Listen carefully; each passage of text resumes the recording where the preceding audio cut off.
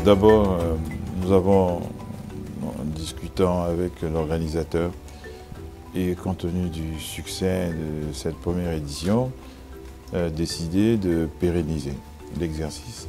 Et donc nous devrions avoir cette conférence chaque année ici à Paris. C'est la première conclusion. La deuxième, nous avons aussi décidé de la porter au plus haut niveau de décision et donc d'y associer dès l'année prochaine les chefs d'État.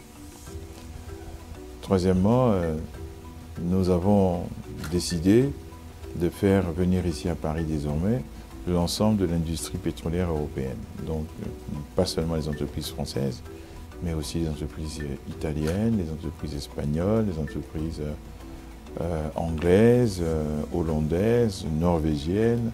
Je cite les pays qui sont les plus connus en matière d'industrie pétrolière, de façon à ce que nous ayons ici la plus large représentation de l'industrie européenne en face de l'Afrique. Et je crois que l'étape suivante, ce sera d'associer non seulement les entreprises d'exploration et de production, mais aussi les entreprises de services, parce qu'il n'y a pas d'industrie pétrolière sans ces entreprises de services qui assurent la maintenance, qui assurent un certain nombre de métiers du pétrole.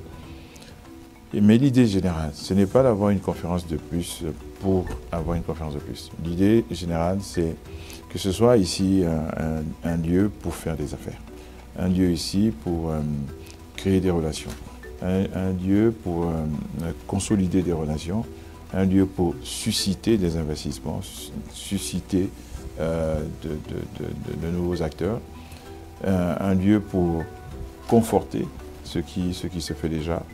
Et l'objectif, très clairement, c'est d'augmenter les fameuses IDE dans le domaine des hydrocarbures en Afrique, les investissements directs étrangers.